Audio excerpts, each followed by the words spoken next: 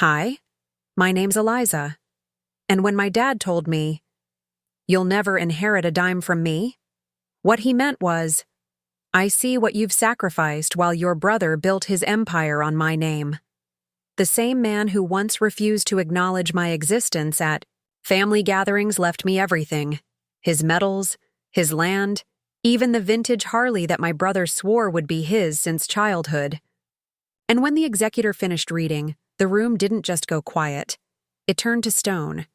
Preparing and narrating this type of story took us long efforts and hard work. So, if you are enjoying the story, please consider subscribing to our channel. Before we dive in, tell me, have you ever been dismissed by someone who should have valued you most? Let me know in the comments where you're listening from. This one's for everyone who was told they weren't enough, until suddenly they were the only one who mattered. I didn't know what to expect walking into Callahan & Sons' law office that rainy Tuesday morning, but contempt wasn't it. Not from my brother Marcus, whose perfectly tailored suit seemed to strain against his shoulders as he refused to meet my eyes. Not from Aunt Judith, who clutched her designer handbag like it might shield her from my presence. And certainly not from Rebecca, my father's second wife of 15 years, who stood statue still by the window, her crimson fingernails tapping rhythmically against her silk-clad arm. I hadn't spoken to any of them since the funeral 3 weeks ago. Even then, conversation had been clipped, performative, the kind where everyone offers condolences with one breath and discusses property, values with the next. The funeral where I stood alone near the back, in my sensible black dress from Target, while the rest of them huddled together under the funeral home's awning, sharing stories about a man I barely recognized from their descriptions. Colonel James Harrington, decorated veteran, revered businessman, devoted father, to one child at least. "Ms. Harrington, please take a seat." Mr. Callahan gestured to the empty chair at the polished mahogany table. His voice was gentler than I expected, his eyes kinder. Maybe he knew what was coming.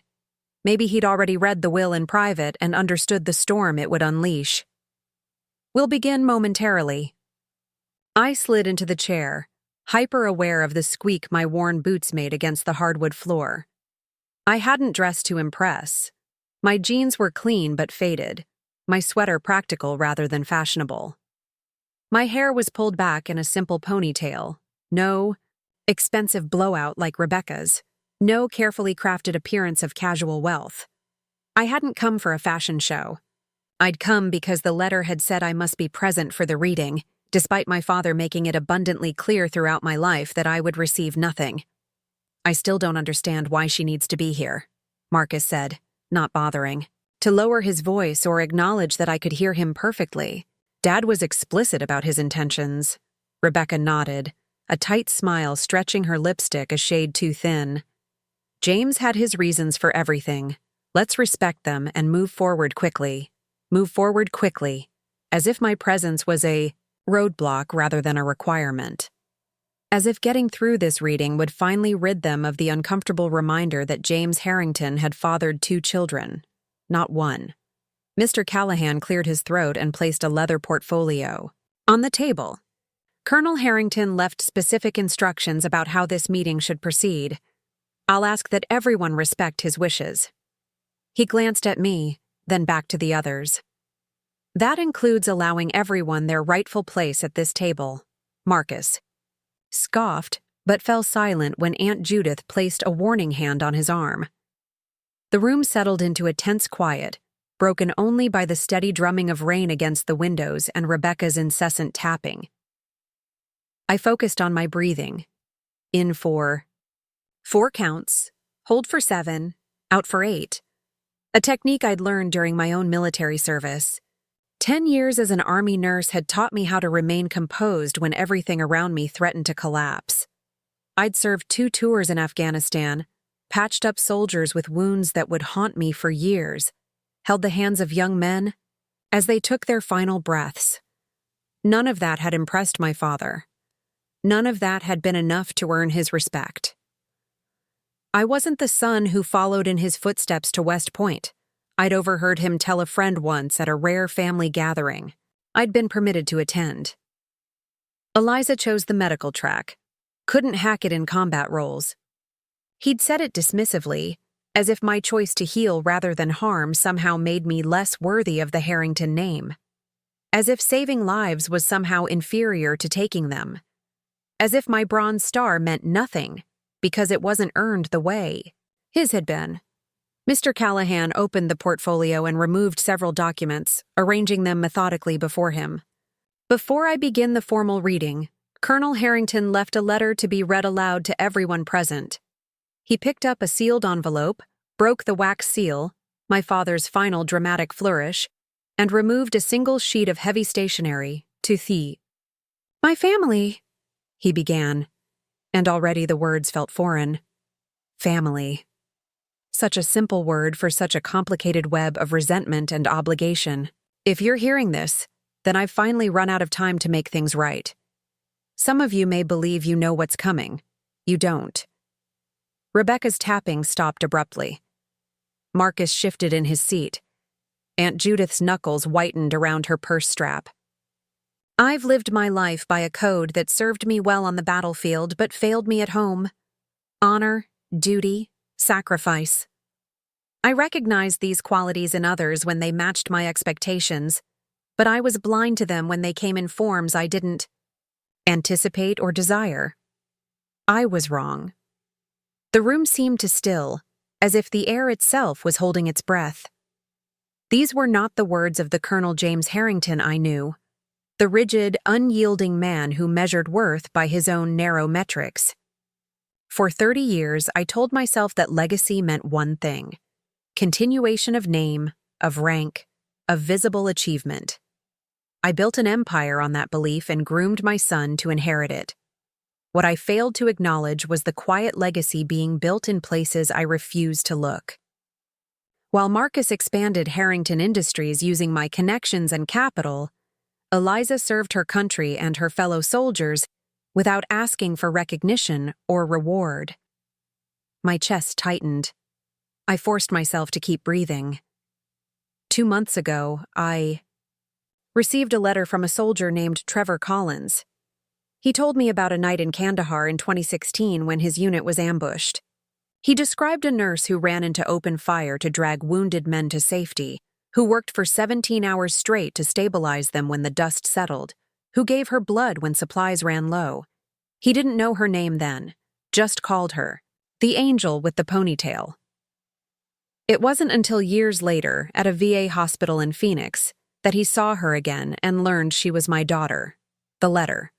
The one I'd written after Trevor found me, insisting I tell my father about that night. The letter I'd sent with no expectation of response. The letter that had apparently received none, at least not one directed to me. Trevor lost both legs that night. He told me he would have lost his life too, if not for Eliza. He asked me a question I couldn't answer. How does it feel to have raised someone so brave? The truth is, I didn't raise her to be brave. Her mother did that after I walked away. I didn't recognize Eliza's courage because it didn't look like mine. I didn't value her service because it didn't mirror my own. I spent decades being wrong, and now I've run out of time to tell her so in person. My vision blurred. I blinked rapidly, refusing to let tears fall in front of these people who had never seen me as worthy of their time, let alone my father's estate. My final wishes will surprise you. They would have surprised me too until recently. But they shouldn't. They are, at long last, just. Mr. Callahan folded the letter and returned it to its envelope before looking up at the room. The silence had transformed from tense to stunned. Marcus's face had flushed an angry red. Rebecca had gone still, her expression unreadable. Aunt Judith looked confused, as if trying to reconcile these words with the brother she thought she knew. "Shall I proceed with the reading of the will itself?" Mr. Callahan asked, though it wasn't really a question.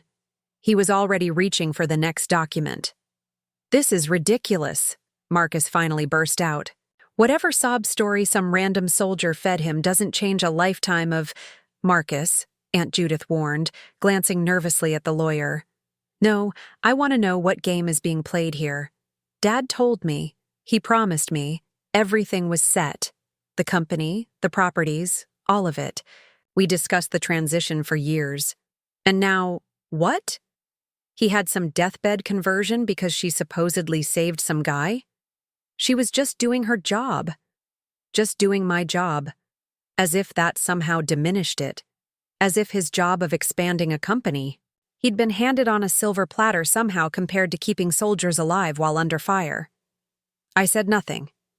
There was no point engaging with him now. Whatever the will contained would speak for itself. Mr. Callahan cleared his throat again, more firmly this time. "If I may continue, Mr. Harrington." He didn't wait for permission. "This is the last will and testament of Colonel James Edward Harrington, executed on April 17th of this year, superseding all previous versions." April 17th. Just 6 weeks before his death, well after Trevor's letter would have reached him. "First, to my wife, Rebecca Harrington, I leave the sum of $1 million and our apartment in Manhattan, with the stipulation that these assets cannot be transferred to Marcus Harrington or any business entity associated with him."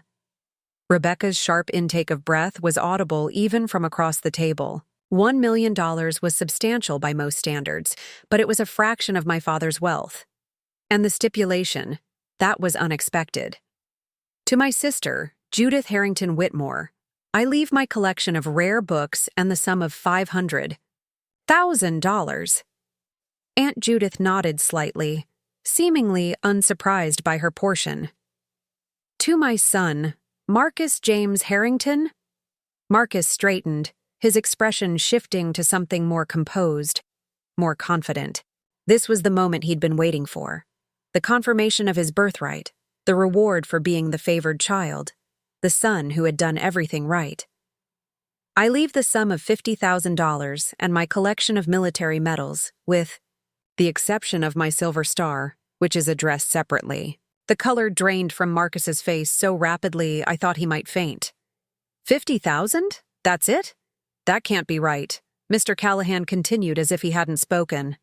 "Regarding Harrington Industries, all of my shares and interests are to be placed in a trust, the details of which I will address momentarily." Rebecca reached for Marcus's arm, her fingers digging into his sleeve. "There must be some mistake. James wouldn't—" "There is no mistake, Mrs. Harrington," Mr. Callahan said firmly. "The colonel was of sound mind when he executed this will. It was properly witnessed and notarized." I sat perfectly still, hardly daring to breathe. This couldn't be happening. After a lifetime of being the forgotten daughter, the disappointment, the one who would never inherit a dime, I couldn't process what was unfolding. "Finally," Mr. Callahan continued, his eyes finding mine, "to my daughter, Eliza Marie Harrington." The room went completely silent. Even the rain seemed to pause. "To my daughter, Eliza Marie Harrington, I leave my Silver Star Medal, my ranch, property in Montana including all structures and contents therein, my vintage 1957 Harley-Davidson motorcycle, and controlling interest in the Harrington Family Trust, which shall hold all shares of Harrington Industries previously mentioned." The words seemed to hang in the air, suspended in disbelief. Marcus's chair scraped back violently as he stood. "This is a joke. It has to be a joke." His voice cracked with rage. "She hasn't even spoken to him in years. She wasn't there when he was sick. She wasn't there when he built this company. She knows nothing about running a business." Mr. Callahan remained infuriatingly calm. "If you'll allow me to finish, Mr. Harrington, your father provided specific reasoning for his decisions." Marcus remained standing, his hands braced against the table, knuckles white with strain. Rebecca had gone completely still, her earlier nervous energy transformed into a frozen mask of shock. "The Harrington Family Trust," Mr. Callahan continued, "will be managed by a board of 3 trustees, Eliza Harrington as chairperson, myself as legal counsel, and Dr. Morgan Chen, Colonel Harrington's oncologist and friend. The trust will maintain ownership of Harrington Industries with the explicit mission of redirecting 30% of all profits to the Veterans Medical Support Foundation, effective immediately. I couldn't process what I was hearing. The Veterans Medical Support Foundation was a small nonprofit I'd started 3 years ago, using my savings and whatever grants I could secure. We provided additional support for veterans facing medical challenges beyond what the VA could offer. Specialized equipment, home modifications, mental health resources. It operated on a shoestring budget out of a tiny office in Phoenix. My father had never once acknowledged its existence. The ranch in Montana spans approximately 800 acres and includes the main house, 2 guest cabins, stables, and workshop. Mr. Callahan's voice continued through the stunned silence. Colonel Harrington noted that this property, purchased with his first military pension payment and built with his own hands before Harrington Industries existed, represents his true legacy, one built on service rather than profit. The ranch. I'd only been there once, as a child before my parents divorced. I remembered tall pines, a wide porch, the smell of sawdust and leather. My father had shown me how to whittle a small wooden horse, his large hands guiding my small ones with unexpected gentleness. It was perhaps the only pure memory I had of him, untainted by the decades of disappointment that followed. As for the Harley-Davidson, Colonel Harrington specified that it goes to Eliza because, and I quote, "She's the only one who ever learned how to properly maintain it." A small, unexpected laugh escaped me before I could suppress it. He'd caught me once, at 16, meticulously cleaning the motorcycle in his garage during a rare visit. Instead of shouting at me for touching his prized possession, he'd silently watched from the doorway, then handed me a different polish for the chrome. We'd worked in silence for an hour. He never mentioned it again. "This is absurd," Rebecca finally spoke, her voice thin and brittle. "James and I discussed his will extensively. This is not what we agreed upon. Marcus has been groomed to take over the company since he was in college." The colonel's final instructions were explicit, Mr. Callahan replied. "There's a personal letter for each of you that may provide more context."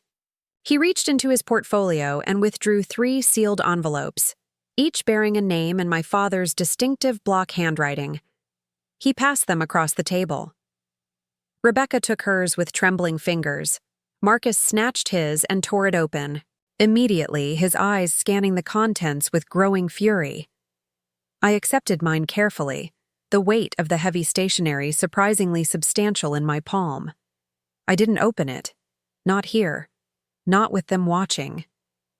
"This won't stand," Marcus declared, crumpling his letter and throwing it onto the table. "I'll contest it.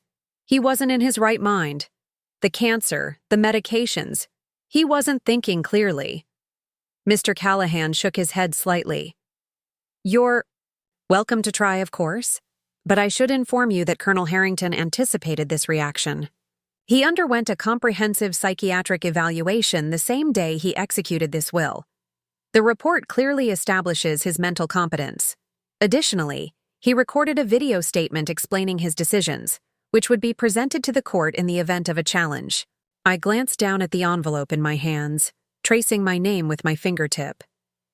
James Edward Harrington had spent most of my life making me feel invisible, inadequate, forgotten.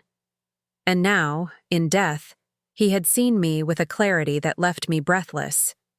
"You put him up to this." Marcus turned to me, his voice low and dangerous. "What did you tell him? What kind of lies did you feed him when he was too weak to see through them?" I met his gaze steadily. "I didn't speak to him at all. I wrote one letter, sent through a former patient. I never received a response." "Bullshit. People don't just change their entire estate plan on a whim. You manipulated a dying man." "That's enough, Mr. Harrington," Mr. Callahan interjected firmly. "These accusations are inappropriate and potentially actionable." Aunt Judith, who had remained quiet throughout the proceedings, finally spoke. "Marcus, stop. This isn't helping." She turned to me, her expression a complex mixture of confusion and something that might have been respect. James was many things, but easily manipulated was never one of them. If he made these decisions, he had his reasons. Rebecca stood abruptly, gathering her purse and the envelope. "We're leaving. Marcus, call Stanley Friedman immediately." She named my father's longtime business attorney, deliberately snubbing Mr. Callahan. "This will not be the final word." They moved toward the door, a united front of indignation and disbelief. Marcus paused at the threshold, turning back to fix me with a cold stare. "You may have fooled him, but you won't fool everyone else. You know nothing about this company or what it takes to run it. You'll crash and burn within a year, and I'll be there to pick up the pieces for pennies on the dollar." The door closed behind them with a decisive click, leaving me alone with Mr. Callahan and Aunt Judith. The sudden absence of their hostility made the room feel larger, the air easier to breathe. "Well," Aunt Judith sighed, smoothing her skirt with practiced composure, "that went about as well as could be expected." There was a hint of dry humor in her voice that surprised me. Mr. Callahan began gathering his papers. "Colonel Harrington predicted every reaction we just witnessed. He asked me to tell you, Ms. Harrington, that you should take some time to process everything before making any decisions about the company or the foundation. The trust is structured to give you that breathing room." I nodded, still unable to fully comprehend the magnitude of what had just happened. The envelope felt heavy in my hands, like it contained more than just paper. Perhaps answers to questions I'd carried my entire adult life. Did he? I hesitated, uncertain how to phrase what I needed to know. When did he make these changes? Was it sudden, at the end? Mr. Callahan's expression softened. "No, Ms. Harrington. The process began about 7 months ago, shortly after he received a certain letter. We spent considerable time discussing his wishes, revising drafts, considering implications. This was not a hasty decision or a deathbed change of heart.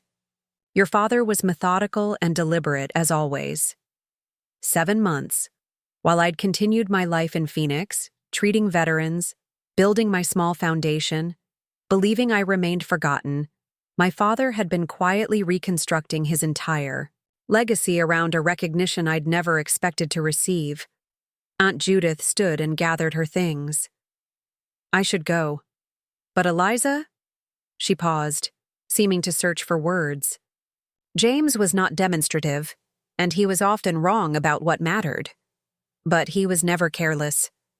Whatever is in that letter, he meant every word. She gave me a small, uncertain smile, perhaps the first genuine one I could remember, receiving from her, and left. I remained seated, staring at the envelope in my hands. Outside, the rain had stopped, and weak sunlight was beginning to filter through the windows. The world felt strangely altered, as though everything familiar had shifted 3 degrees to the left. "What happens now?" I asked quietly. "That depends entirely on you," Mr. Callahan replied, closing his portfolio. "Legally, everything is in order. The trust is established. The property transfers are being processed. Your father's wishes are clear and defensible." He paused. "But what you choose to do with this unexpected inheritance, that's the question only you can answer." I nodded, carefully tucking the envelope into my jacket pocket. Whatever words my father had left for me, they were mine alone now. I would read them when I was ready, when I could face whatever truths or explanations they contained. "Thank you," I said, rising from my chair. "I'll be in touch once I've had time to think." As I walked toward the door, Mr. Callahan called after me. "Ms. Harrington, there's one more thing your father wanted you to have immediately." He reached into his desk drawer and withdrew a small leather pouch. He was quite insistent about this. I accepted the pouch, loosened the drawstring, and tipped the contents into my palm. A single key fell out, old, heavy, with a worn leather tag attached. The tag bore a faded impression of the Harley-Davidson logo and a date, July 4th, 1957. "He said you'd know what to do with it," Mr. Callahan added. And strangely enough, I did. The Montana sky stretched endlessly above me as I drove the rented SUV along the winding mountain road. It had been 3 days since the reading of the will, and I still hadn't opened my father's letter. It sat in the passenger seat beside me, along with a small duffel bag containing the bare essentials for what I'd told myself would be a quick trip. Just enough time to see the ranch, get a sense of what I'd inherited, and figure out my next steps. The GPS signaled a turn onto a private road marked only by a weathered wooden sign bearing a simple H carved into its surface. The gravel crunched beneath the tires as the road wound upward through stands of ponderosa pine and aspen groves, their leaves just beginning to hint at autumn gold. After several minutes, the trees opened to reveal a view that stole my breath, a sprawling valley cradled by mountains, and nestled within it, a collection of structures that comprised my father's retreat from the world. The main house was larger than I remembered, a 2-story log and stone structure with a wide wraparound porch. A detached garage stood nearby, along with what appeared to be a workshop. Beyond that, I could make out the stables and what looked like guest cabins near a small lake that glittered in the afternoon sun. It was beautiful in a rugged, unpretentious way that seemed at odds with the father I thought I knew, the rigid military man who became a corporate titan. I parked in front of the house and sat for a moment, gathering courage. This place had existed parallel to my life, a reality I'd heard about occasionally but never experienced. My father had retreated here between deployments when I was small, and later, as his business grew, it became his sanctuary away from board meetings and shareholder expectations. Never once had he invited me to visit as an adult. The key Mr. Callahan had given me fit perfectly in the front door lock. It turned with a smooth click that suggested regular maintenance. Inside, the house smelled of pine and leather, with subtle notes of wood smoke from the massive stone fireplace that dominated the great room. Unlike the sterile corporate precision of my father's Manhattan apartment, this space felt organic, lived in, authentic. Handcrafted furniture, walls adorned with local landscape paintings rather than expensive art, bookshelves filled with well-worn volumes on history, military strategy, and, surprisingly, classical literature. I moved through the rooms slowly, running my fingers over surfaces, absorbing details. The kitchen was unexpectedly modern, with high-end appliances that looked regularly used. A cookbook lay open on the counter, a recipe for sourdough bread marked with handwritten notes in my father's precise block lettering. I hadn't known he baked. The study hit me hardest. A solid oak desk faced floor-to-ceiling windows overlooking the mountains. On its surface sat a leather blotter, a fountain pen stand, and 3 framed photographs.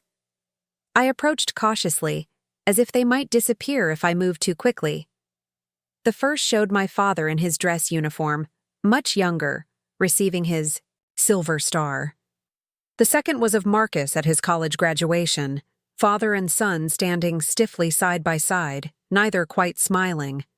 The third, my hand trembled as I picked it up, was of me. Not a formal portrait, but a candid shot I didn't recall. I was in my Army medical uniform, kneeling beside a hospital bed where a young soldier sat. We were both laughing at something, off camera. I looked happy, competent, completely in my element. I set the frame down carefully, trying to process what it meant that this image had occupied space on his desk, here in his most private retreat. When had he gotten this photo? Who had taken it? A sound from outside drew my attention, the crunch of tires on gravel. I moved to the window and saw a battered pickup truck parking beside my rental. An older man with weathered skin and silver hair stepped out, glancing at my vehicle with curious appraisal before approaching the house. I met him at the door before he could knock. "Ms. Harrington?" he asked, removing his worn cowboy hat. "I'm Roy Caldwell. I manage the property." "Eliza," I corrected automatically, extending my hand. Please call me Eliza. His handshake was firm, his eyes direct, but kind. Your father's lawyer called to say you might be coming up. Thought I'd stop by, see if you needed anything. I invited him in, grateful for the interruption of my solitary exploration. Roy moved through the house with the ease of familiarity, heading straight for the kitchen where he filled a kettle and set it on the stove. Hope you don't mind. Your dad and I always had coffee when we talked business. Not at all. I sat at the large wooden table while he moved efficiently around the kitchen, locating mugs and coffee grounds as if they were his own. So, he said, as the kettle began to heat, I expect you have questions. Been managing this place for almost 30 years now, since before your dad built the main house. Back then it was just the old cabin down by the creek. 30 years. This man had known my father longer than Marcus had been alive, had witnessed the creation of this place from its beginnings. Did my father spend much time here? I asked. Roy nodded, measuring coffee into a French press. More than most folks realized. Official story was always that the colonel was at some conference or business meeting, but truth is, he'd be up here, especially these last few years. These last few years. The words caught in my throat. While I'd assumed my father was fully immersed in his corporate life in New York, he'd apparently been here, in this quiet valley, living a life I knew nothing about. He talked about you, Roy said suddenly, his back still turned as he poured the boiling water over the coffee grounds. Not at first. For a long time, it was just business, the property, the horses, maintenance issues. But these last 2 years, especially after he got sick, he mentioned you more. I didn't know how to respond. The idea that my father had discussed me with this stranger when he'd barely spoken to me directly felt surreal. Roy brought 2 steaming mugs to the table and sat across from me. He kept track of you, you know. Had me set up alerts for any news about that foundation of yours. Had a file in his desk full of articles, donation reports. Was real proud when you got that grant from the Kellerman Trust last year. My chest tightened. The Kellerman grant had been a major breakthrough for the Veterans Medical Support Foundation. $50,000 that had allowed us to expand our prosthetics program. I'd given a short speech at the award ceremony, thanking the trustees and explaining our mission. I'd scanned the audience, as I always did, half hoping to see a familiar face that never appeared. He wasn't there, I said, more to myself than to Roy. No, ma'am, he wasn't. Watched it on the live stream, though, right in that study. Rewound your speech 3 times. Roy took a sip of his coffee. He wasn't good at showing up when it mattered. That was one of his regrets. The casual way he referenced my father's regrets stunned me. James Harrington didn't admit to regrets. He made decisions and stood by them, regardless of consequences. That was the man I knew, or thought I knew. You seem to have known him well, I ventured. Roy's weathered face creased in a small smile. We served together way back. Different units, but same hellhole in Vietnam. Ran into each other again when he was looking for land out here. Guess you could say we understood each other. Another revelation. My father had never mentioned friends from his Vietnam days. That chapter of his life had been firmly closed, acknowledged only by the military decorations he kept in a glass case and the occasional nightmare that my mother had mentioned after their divorce.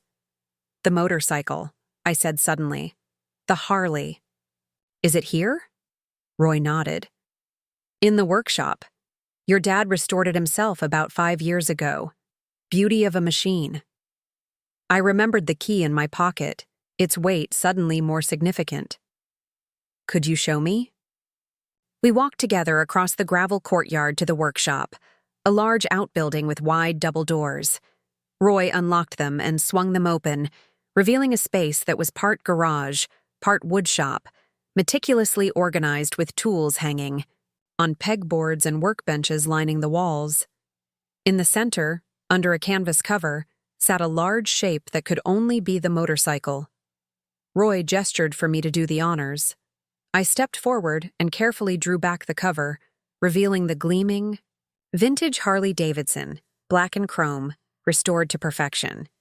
It was exactly as I remembered from that day in the garage, when I'd carefully polished every surface under my father's watchful eye.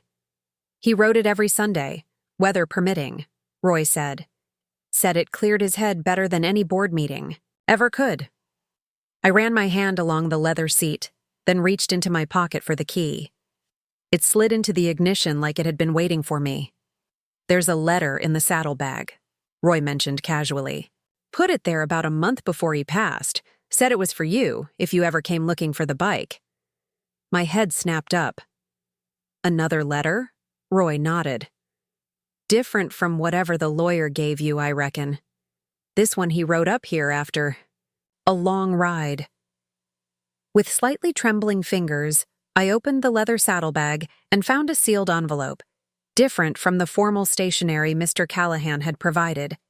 This was plain, marked simply Eliza in my father's handwriting. It looked more personal somehow, less official. I'll leave you to it, Roy said, already backing toward the door. I'm up at the caretaker's cottage if you need anything.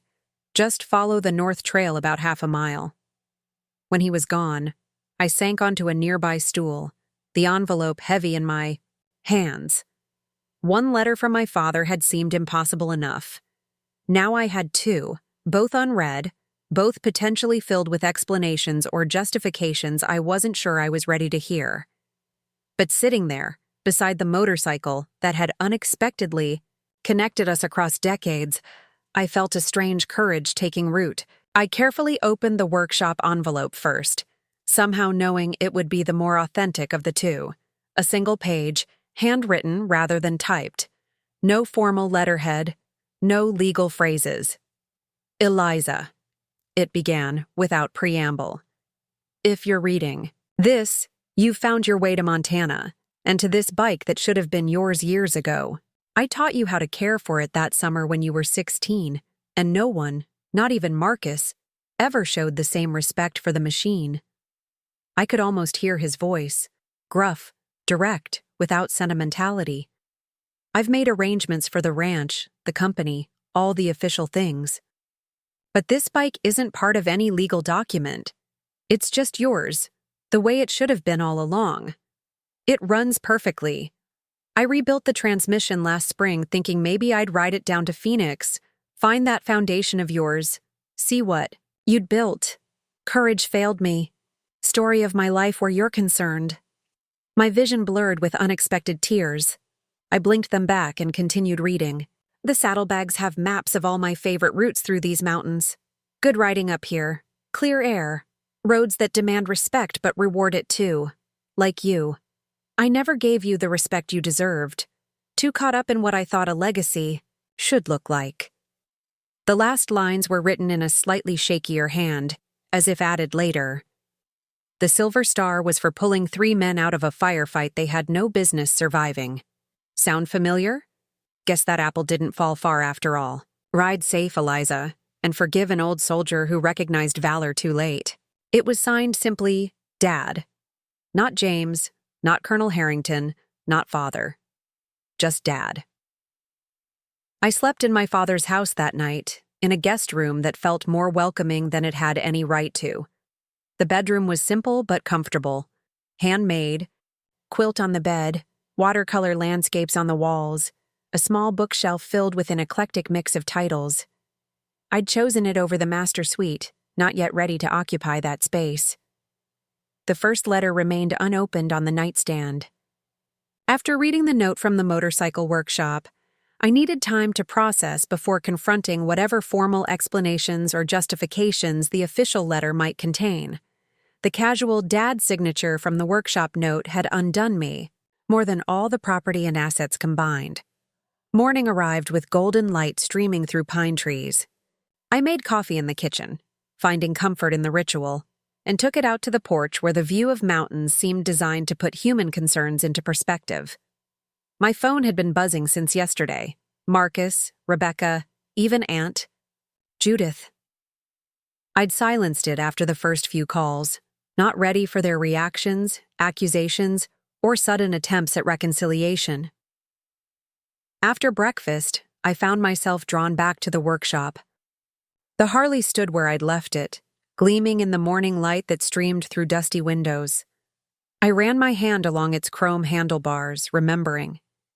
He rode it up to Blacktail Ridge most Sundays. I turned to find Roy in the doorway, a practical brown paper bag in his hands. "Brought you some essentials," he explained, setting the bag on a workbench.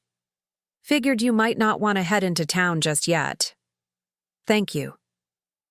The simple kindness from this man who'd known my father's true self felt more genuine than any condolence I'd received at the funeral. "Bike needs to be ridden," Roy continued, eyeing the Harley. "Machines like this get ornery when they sit too long." He paused, studying me. "You still remember how?" The question contained no challenge, just practical concern.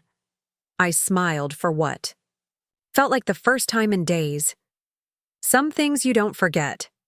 An hour later, I was navigating the mountain roads on my father's Harley, following one of the routes marked on the maps from the saddlebag. The rumble of the engine vibrated through me, both foreign and familiar. I'd learned to ride in college, much to my mother's dismay, one small rebellion that connected me to the father who had already disappeared from my life by then. The road wound higher into the mountains, each turn revealing vistas more breathtaking than the last. The air grew cooler, sharper, filled with the scent of pine and earth. I understood why he'd come here, why this place had claimed some essential part of him that the corporate boardrooms and military bases never could.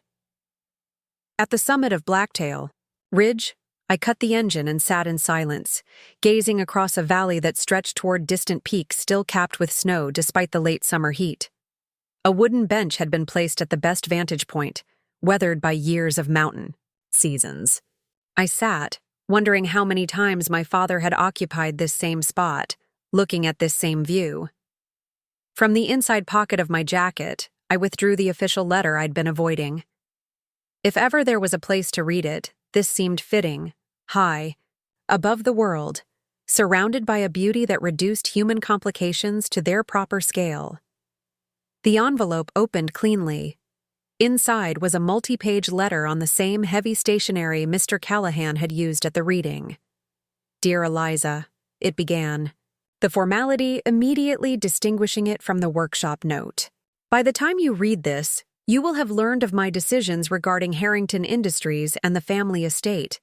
I expect these decisions have caused considerable shock, particularly to Marcus and Rebecca, who had different expectations." Could hear the clipped, precise tone he used for business matters, so different from the more direct voice of the workshop letter. I have never been a man who explains himself, believing that actions should speak for themselves and that justifications often weaken resolve. However, as I face the end of my life, I find myself with a need to provide context, particularly to you. The wind rustled through the pines behind me, a natural accompaniment to words that felt increasingly unnatural coming from the father I thought I knew. My military career taught me to value certain qualities: discipline, clear chains of command, decisive action. When I built Harrington Industries, I carried these same values into the corporate world with considerable success. I applied them to my family as well, with considerably less success. An understatement so profound, it would have been comical under different circumstances. I viewed legacy as a linear progression, rank to rank, father to son, title to title. When Marcus showed interest in business, I saw the pattern I expected and invested accordingly.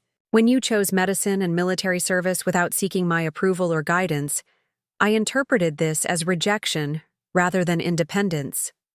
I paused, looking up at the vast sky. Had he really seen my choices as rejection? The irony was almost too much to bear. In my narrow understanding, I believed my role was to prepare a son to take my place, not to recognize a daughter who was creating her own. This perspective was not only personally damaging, it was strategically flawed. The next paragraphs detailed his assessment of Marcus, written with a clinical detachment that must have devastated my brother when he read his own letter. My father outlined Marcus's strengths in networking and presentation, but his fundamental weaknesses in ethical decision-making, long-term planning, and genuine leadership. It was a devastating evaluation from a father to a son, all the more brutal for its dispassionate accuracy. Over the past 5 years, I have quietly tracked the performance of Harrington divisions under Marcus's direction. The results have been concerning. Short-term gains achieved through questionable labor practices, regulatory corners cut, loyalty purchased rather than earned. These are not the foundations of lasting success. I winced, imagining Marcus reading these words. For all his faults, he had spent his life seeking our father's approval. To learn in death that he had been evaluated and found wanting must have been excruciating. In contrast, your work with the Veterans Medical Support Foundation demonstrates precisely the qualities that build enduring institutions.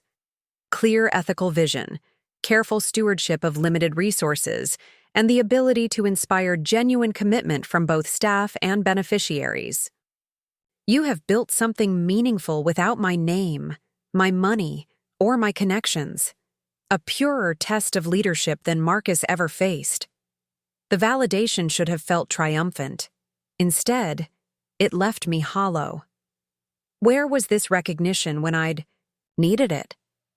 What use was his approval now? The letter you sent via Trevor Collins forced me to confront realities I had been avoiding. Not just your accomplishments, but my failures. I had measured you both against standards that revealed more about my limitations than yours. The pages continued with practical matters, explanations of the trust structure, guidance on key personnel at Harrington Industries, his assessment of which executives could be trusted and which would need to be carefully managed. It was essentially a briefing, the kind a commanding officer might give when handing over a difficult assignment. The final page shifted tone again. You may choose to sell your interests, dissolve the foundation, walk away from all of it. That is your right, and I have structured everything to give you that freedom. But I hope you won't. Not because I deserve a legacy, but because you have already demonstrated that you know how to use resources and authority for purposes beyond self-aggrandizement. The ranch is different. The ranch is not about legacy or obligation. It is simply a place where I found peace. My hope is that it might offer the same to you. I have no right to ask forgiveness. Some breaches cannot be repaired with words or property, but I can acknowledge the truth. I was wrong about what matters, wrong about you, wrong in ways that cannot be fully corrected. All I can do is ensure that what I built serves better purposes under your guidance than it did under mine. It was signed formally, with respect and regret, James Edward Harrington, Colonel, U.S. Army, Recipient. I folded the letter carefully and returned it to its envelope. The mountain air suddenly felt colder, the view less comforting. For 30 years I had carried the weight of his disapproval, measuring myself against a standard I could never meet. Now I was offered a different burden, his belated respect, his resources, his damaged legacy. The irony wasn't lost on me. He'd spent decades telling me I would never inherit a dime, making it clear I wasn't the child he valued. Now he had left me nearly everything, based on qualities I'd developed without, perhaps even despite, his influence. The sun had passed its zenith, shadows lengthening across the mountainside. I tucked the letter into my jacket and returned to the motorcycle. Its key turned easily in the ignition, the engine rumbling to life with reassuring power. As I navigated back down the winding road toward the ranch, my mind worked through the implications of everything I'd learned. By the time I reached the valley floor, one thing had become clear. I needed to see Trevor Collins, the man whose letter had apparently changed my father's mind, the catalyst for this seismic shift in my life. I needed to understand what he'd written that had accomplished what decades of my own achievements could not. Back at the ranch, I found Roy splitting firewood with methodical precision. "I need to go to Phoenix," I said without preamble. He nodded, as if this made perfect sense. "Thought you might. You'll be back?" The question contained no pressure, just practical concern for the property. "Yes," I said, surprising myself with the certainty in my voice. "I'll be back." Roy leaned his axe against the chopping block. "Property will keep. I've looked after it this long." As I packed my small duffel bag, I paused by the study, looking again at the photograph of me with the soldier, a photo I still couldn't remember being taken.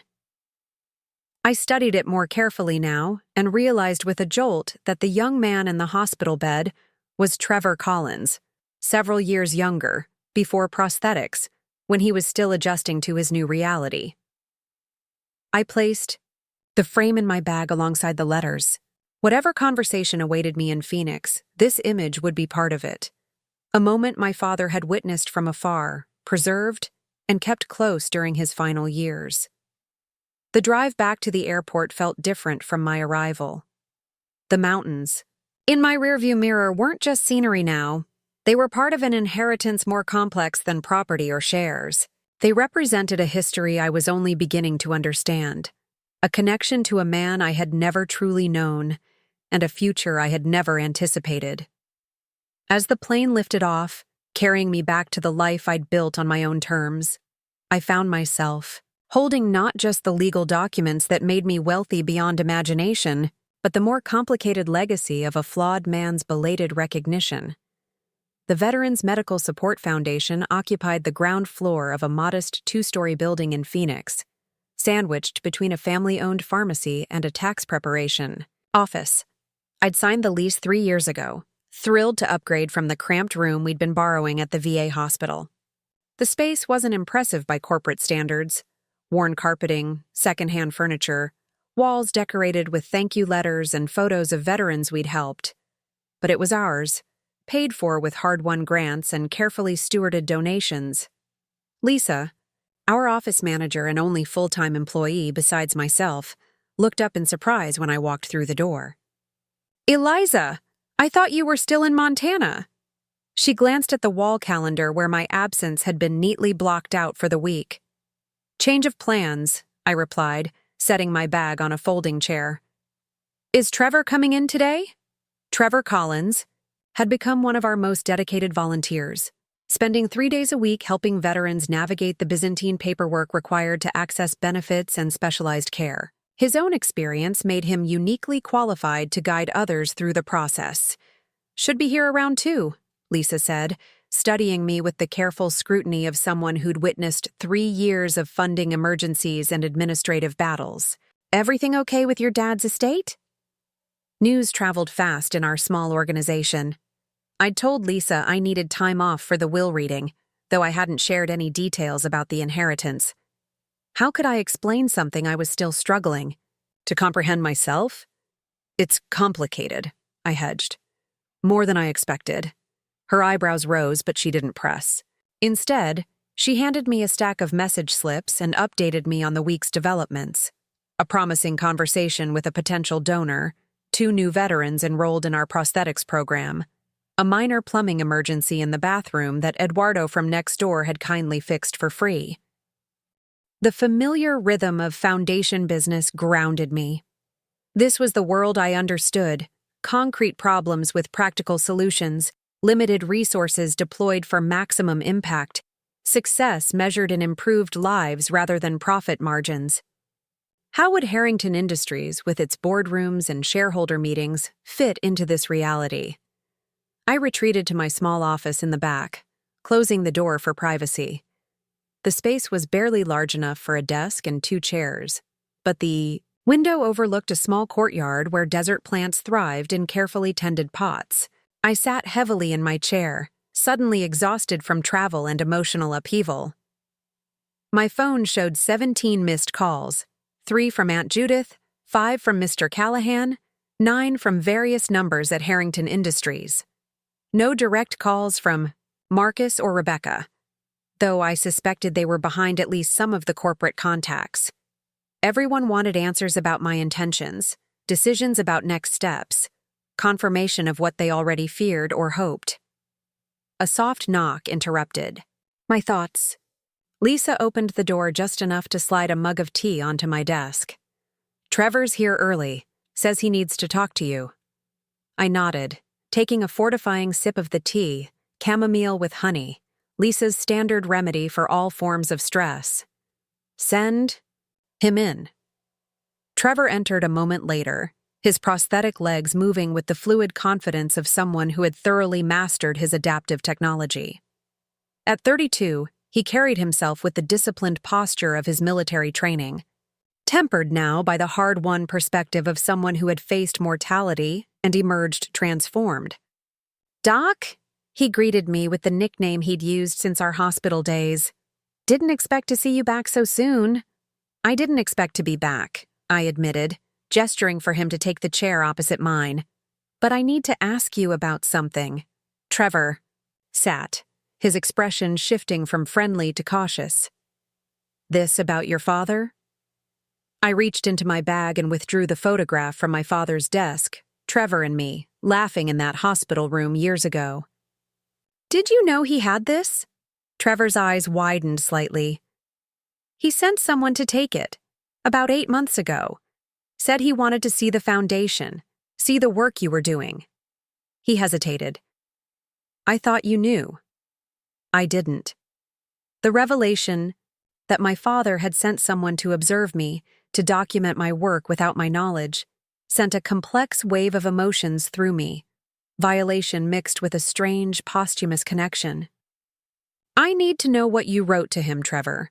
What was in that letter that changed everything?"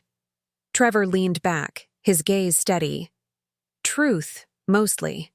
Told him about Kandahar, about how you ran into that firefight when no one else would, how you gave your own blood when supplies ran out." He shrugged. "Told him I'd met a lot of officers in my time, but never one who led like you did. From the front, without making it about yourself." "You didn't have to do that," I said quietly. Preparing and narrating this type of story took us long efforts and hard work. So if you are enjoying the story, please consider subscribing to our channel. "Yeah, I did?" Trevor's voice took on an edge I rarely heard from him. Man needed to know who his daughter really was. Told him you'd built this place from nothing, helping guys like me when the system failed us. Told him if he couldn't see what you'd accomplished, he was blind as well as foolish. I blinked, trying to imagine anyone speaking to Colonel James Harrington that way. "You said that to him?" Trevor's mouth quirked in a half-smile. "Combat vets can get away with saying things civilians can't. Rank still means something, even out of uniform." The image of Trevor confronting my father, veteran to veteran, cutting through the corporate facade to the military man beneath, made more sense than any other explanation for my father's change of heart. He left me everything, Trevor. The company, the ranch, all of it. Trevor nodded slowly, unsurprised.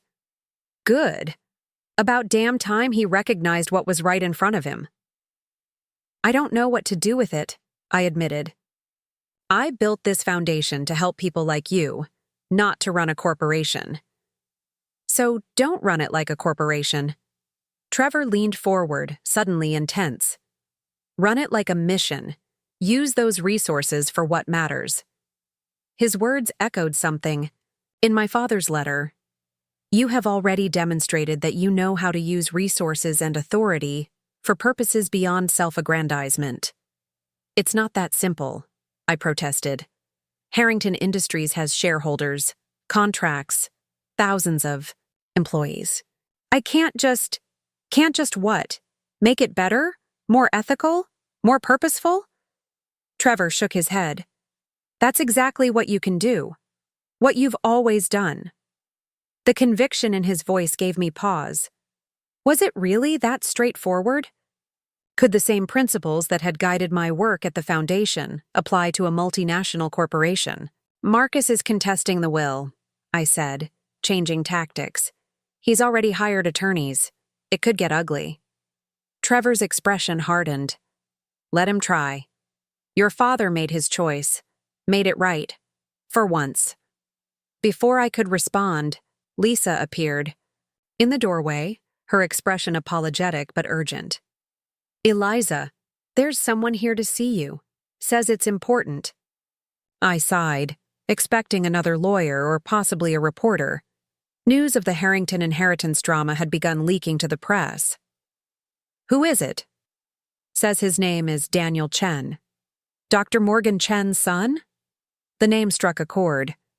Dr. Morgan Chen, my father's oncologist and friend, one of the 3 trustees named to oversee Harrington Industries alongside me. I'll be right out, I told Lisa, then turned back to Trevor. We're not done with this conversation. Trevor rose, adjusting his prosthetics with practiced ease. Never thought we were, Doc, but for what it's worth, I think your old man finally got something right. Daniel Chen waited in our small reception area, looking distinctly out of place among the worn furniture and motivational posters. Tall and lean, with his father's thoughtful eyes behind stylish glasses, he wore the kind of casually expensive clothes that suggested both wealth and the confidence to downplay it. He stood when I entered, extending his hand. Dr. Harrington, thank you for seeing me without an appointment. Eliza, I corrected automatically, shaking his hand. No one calls me Dr. Harrington here. He nodded, a small smile softening his serious expression. My father sends his regards. He wanted to come himself, but he's presenting at a conference. In Boston. I gestured toward my office, curious about this unexpected visit. Please come in. Once seated in the cramped space, Daniel didn't waste time on pleasantries. I understand you've been to Montana and have read your father's letters. The statement caught me off guard. How do you know that? My father and I are both named as executors of your father's medical directives and as trustees for certain aspects of his estate. Mr. Callahan has kept us informed of developments. He paused, studying me with clinical precision. You should also know that Marcus has already filed a preliminary challenge to the will. He's claiming undue influence and diminished capacity. I wasn't surprised, but the swift action stung nonetheless. Let me guess. He's suggesting my father wasn't mentally competent when he changed his will. Daniel nodded. Standard procedure in contested inheritance cases. Their attorneys will argue that the cancer and medication affected his judgment. And what do you think? I asked directly. Your father was his doctor. Was my father's mind compromised? Quite. The opposite. Daniel's response came without hesitation. Colonel Harrington remained remarkably lucid throughout his treatment. His physical condition deteriorated, but his mental faculties were intact until the very end. He leaned forward slightly. My father has already submitted a detailed medical affidavit confirming this. The colonel anticipated the challenge and specifically requested comprehensive cognitive evaluations during his final months. I absorbed this information, imagining my father methodically preparing for every contingency, every potential challenge to his final decisions. It was so characteristic of him, the strategic planning, the attention to detail, the foresight. Even dying, he had approached the process with military precision. Why are you here, Mr. Chen? I asked finally. Daniel, please. He adjusted his glasses, a gesture that reminded me of a professor preparing to deliver a complex lecture. I'm here because the situation at Harrington Industries is becoming urgent. Marcus has spent the past 3 days in closed-door meetings with the executive team. Several key decisions are pending, and the leadership is divided on how to proceed without clear direction. And they're looking to me for that direction? The irony wasn't lost on me. After decades of being deemed irrelevant to the company, I was suddenly expected to provide guidance. The trust structure your father established gives you controlling authority, regardless of Marcus's challenges. Daniel withdrew a slim tablet from his messenger bag and activated it. There's something you should see. He passed me the tablet. which displayed what appeared to be internal company emails. I scanned them quickly, then more carefully as their content became clear. They detailed a pending acquisition. Harrington Industries was in final negotiations to purchase Medicor, a smaller medical equipment manufacturer specializing in combat trauma technology. This acquisition is scheduled to close next week, Daniel explained. Marcus is pushing to proceed despite the uncertainty in leadership. If it goes through under the current terms, Medicor's research division will be dissolved and its patents absorbed into Harrington's military contracting division. I looked up sharply. Dissolved? Why? Their combat trauma technology is innovative. It's saving lives in the field. Profit margins, Daniel said simply. The research division operates at a loss while developing new technologies. The patents are valuable, but continuing the research isn't seen as cost-effective. The callous business logic made my stomach turn. Medicor's innovations in field medicine had directly benefited soldiers like those I'd treated. Lightweight, hemorrhage control systems, improved portable oxygen delivery, faster battlefield diagnostics. How many lives would be saved by developments they might create in the future? This is exactly the kind of decision your father wanted to prevent, Daniel continued. He spoke often with my father about redirecting Harrington Industries toward more humanitarian applications of their technology. I set the tablet down, suddenly weary. What am I supposed to do? I'm a doctor and a foundation director, not a corporate executive. I don't know the first thing about acquisitions or patent strategy. You don't need to, Daniel replied with unexpected gentleness. That's why my father and Mr. Callahan were named as co-trustees. What's needed now is clear ethical direction, not business expertise. I stood and moved to the window, looking out at the small courtyard where desert flowers bloomed despite the harsh conditions. The parallel to my own situation wasn't subtle. When does the board meet to approve the acquisition? I asked. Tomorrow morning, 9 a.m. Eastern Time. Daniel's response was prompt. You don't have to be physically present. The trust gives you proxy, voting authority. I turned back to face him. And if I vote against the acquisition as currently structured? It would force a renegotiation of terms. Daniel's expression remained neutral, but I sensed approval in his measured tone. You could insist on preserving the research division as a condition of the purchase. The decision crystallized with unexpected clarity. Then that's what I'll do. Daniel nodded, making a note on his tablet. I'll inform Mr. Callahan of your intention. He'll prepare the necessary documentation. He hesitated, then added, There's one more thing you should know. Marcus has called a press conference for tomorrow afternoon. We believe he intends to publicly challenge your capacity to lead Harrington Industries. The news should have frightened or angered me. Instead, I felt a strange calm. Let him. I've been underestimated my entire life, especially by my family. It's familiar territory. For the first time, Daniel smiled fully, a warm expression that transformed his serious face. My father said you would say something like that. He also said to remind you that you don't have to fight this battle alone. After Daniel left, I remained in my office, contemplating the rapid escalation of events. In less than a week, I had gone from being the forgotten daughter to the contested heir of a corporate empire. The responsibilities felt overwhelming, but the immediate decision about Medicor's research division was clear. Some choices were simpler when viewed through the lens of what was right, rather than what was profitable. My phone buzzed with a text from an unknown number. I opened it to find a message from Aunt Judith. Dinner tonight? Just us. Some things you should know before tomorrow's circus begins. I hesitated, then replied with the name of a quiet restaurant near my apartment. Whatever things Aunt Judith wanted to share, I suspected they would add yet another layer to the complex legacy I was still unraveling. As the afternoon sun cast long shadows across my desk, I found myself reaching for the photograph of Trevor and me from my father's study.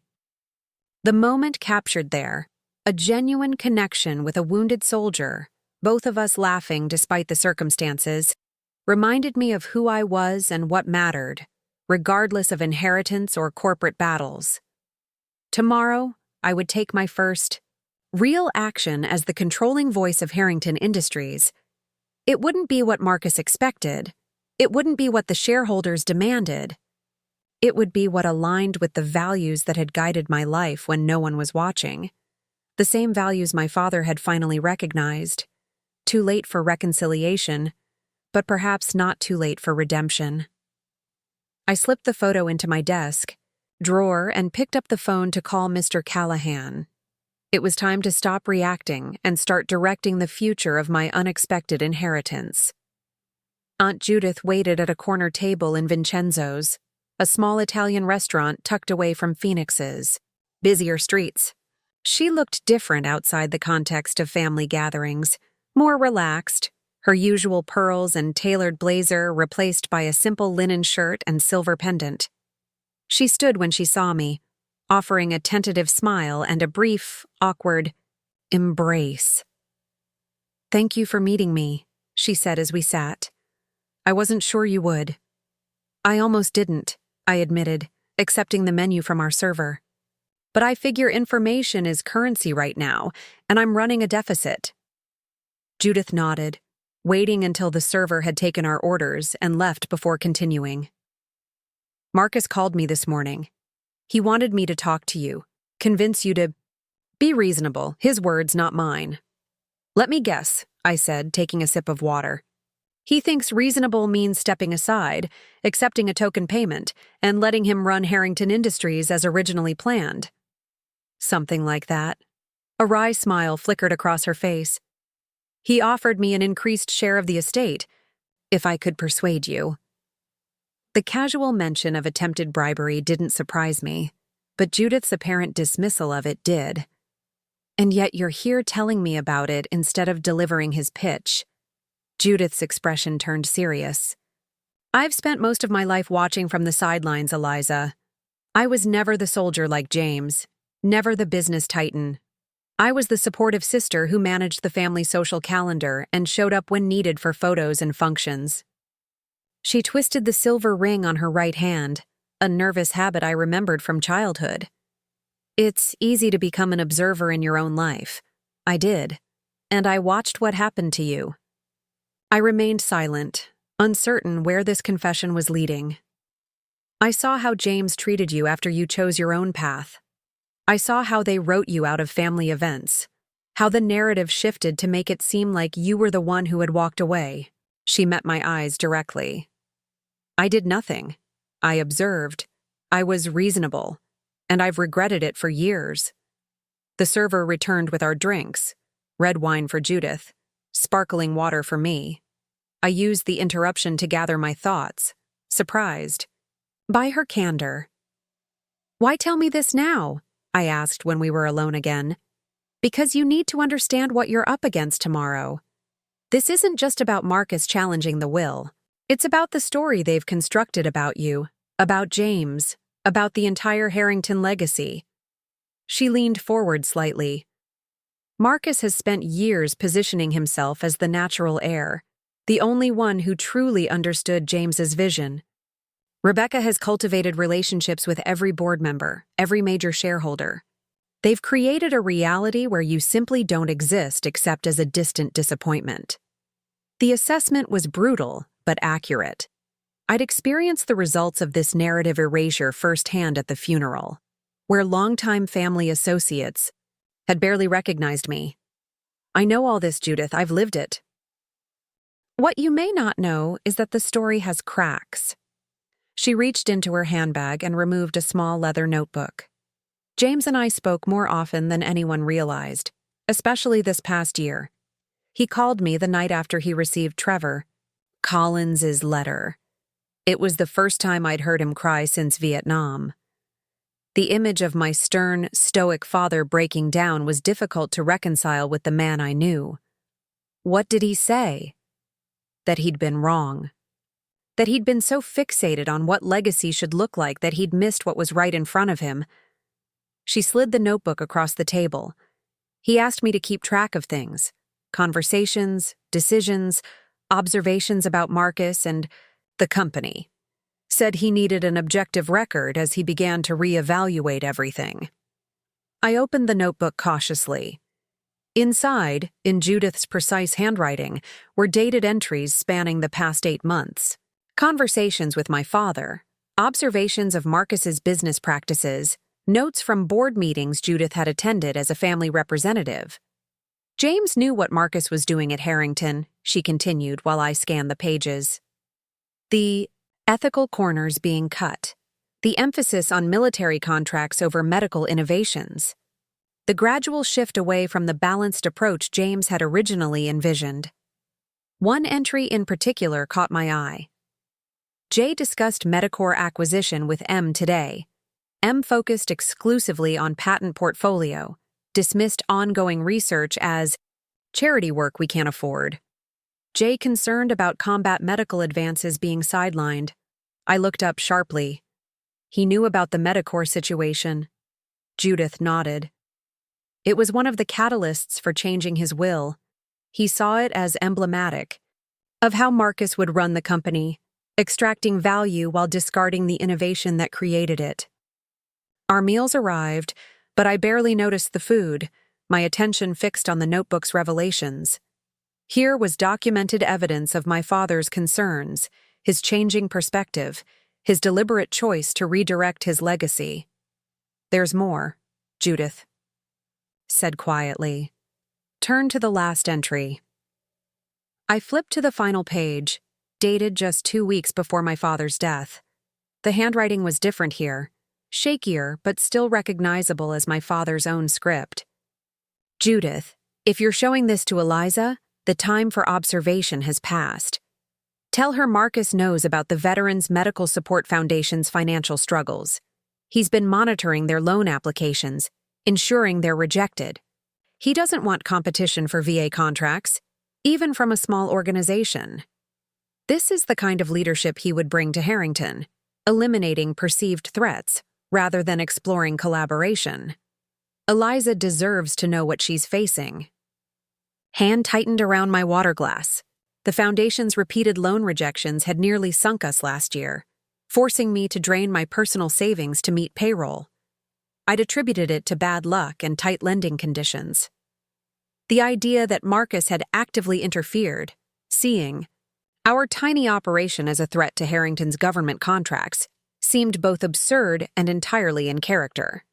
"Did you know about this?" I asked Judith. She shook her head. "James added that entry himself during my last visit. I didn't read it until after he passed." She hesitated. "There's something else you should know. Rebecca has been gathering information about your military service and medical career, looking for anything they can use to discredit you." "Let them look," I said, finding unexpected strength in the transparency of my own life. "I've made mistakes, but I've never compromised my ethics or abandoned my patients." Judith's expression softened. "James said something similar when he told me about his decision. He said, 'Marcus knows how to perform legacy. Eliza lives it.'" We finished our meal in contemplative silence, the notebook resting between us like a bridge across decades of family division. As we waited for the check, Judith reached across the table and briefly covered my hand with hers. "I don't expect forgiveness for standing by while they pushed you out," she said. "But I'm done observing. Whatever happens tomorrow, you won't be facing it alone." Back in my apartment that night, I spread the contents of Judith's notebook across my small dining table, creating a timeline of my father's evolving perspective alongside Marcus's concerning business practices. The picture that emerged was clearer than any I could have assembled on my own. A methodical documentation of why James Harrington had made his surprising final decision. I took photographs of key pages, then texted them to Daniel Chen and Mr. I. Callahan with a brief message. "Additional context for tomorrow's meeting. Aunt Judith has been keeping records." My phone rang almost immediately. Mr. Callahan, his voice uncharacteristically animated. "This changes our approach entirely," he said without preamble. We're no longer just defending your father's competence. We're establishing a pattern of deliberate, well-reasoned decision-making based on legitimate concerns about Marcus's leadership. Will it be enough? I asked. Combined with Dr. Chen's medical testimony and the video statement, it creates a compelling narrative. His tone became more measured. But be prepared, Ms. Harrington. Tomorrow will be difficult. Marcus won't retreat easily, and he'll have significant support among the old guard at the company. After we hung up, I moved to my bedroom window, looking out at the city lights spreading across the desert landscape. Somewhere out there, Marcus was likely in a similar late-night strategy session with his attorneys, planning how to dismantle our father's final wishes. The difference was that I now had something Marcus didn't. The truth, documented in my father's own hand, witnessed by his sister, supported by his doctor. Not just about his mental competence, but about his reasons that went beyond mere sentiment to sound business judgment and ethical concerns. I reached for my phone one more time, sending a text to Trevor. Turns out my father saw more than I realized. Board meeting tomorrow about Medicorps. Could use your perspective on their combat medical technology. Breakfast at the Foundation, 6 a.m.? His reply came seconds later. I'll bring the coffee. And Eliza, you got this. For the first time since the will reading, I felt the weight on my shoulders shift slightly. Not lighter, but more balanced, distributed among allies I hadn't realized I had. Tomorrow would indeed be difficult, but perhaps the silent room at Callahan & Sons wasn't the end of the story. It was just the beginning. The Foundation's conference room, normally used for volunteer training and veteran support groups, had been transformed into a makeshift war room by 6:30 a.m. Trevor arrived with coffee and a fellow veteran named Sawyer, who had worked at Medicorps' research division before budget cuts forced layoffs. Lisa came early to set up the video conference equipment, positioning the camera to capture only the professional backdrop of our logo wall rather than the cramped, modest space. Board meeting starts in 2 hours, Daniel Chen announced, joining us with a sleek laptop and a stack of documents. Mr. Callahan is already at Harrington headquarters in New York. The press has gotten wind of the situation. There are reporters staking out the building. I nodded, reviewing Sawyer's notes on Medicorps' latest prototypes, lightweight hemostatic devices that could be applied by soldiers with minimal medical training, potentially reducing battlefield mortality by nearly 20%.